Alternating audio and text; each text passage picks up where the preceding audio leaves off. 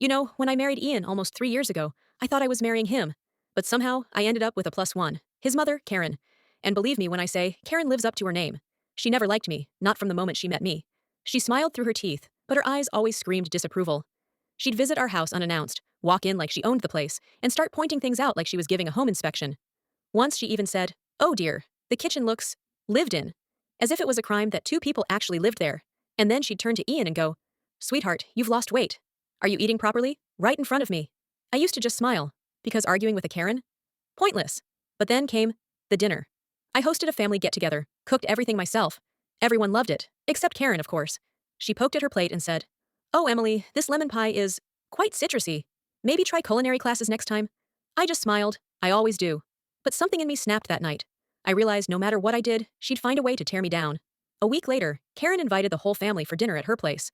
And when Ian told me his ex, Sarah, would be there too, I knew this was no coincidence. Karen said, "Oh, I thought it'd be nice to invite her. She's practically family." "Sure, Karen." When we arrived, the table looked like something straight out of a five-star restaurant. Perfect plating, candles, music, the works. Karen wore her pearls, smiled that fake hostess smile, and said, "Emily, sweetheart, I hope you're taking notes tonight."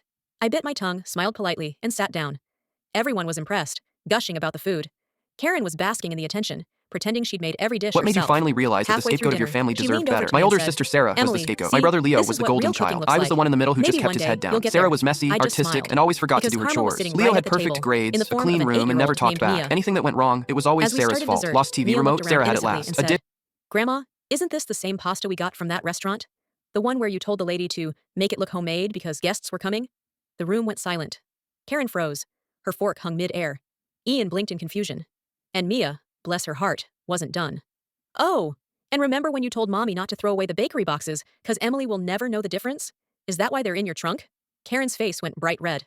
Sarah tried to stifle a laugh. Ian looked horrified, and I just sat there, smiling sweetly, sipping my water like it was tea time. I finally said, "Oh, Karen, that explains why everything tastes so professionally done. You must have worked so hard placing those orders." The table erupted in laughter. Karen fumbled her napkin, muttering excuses.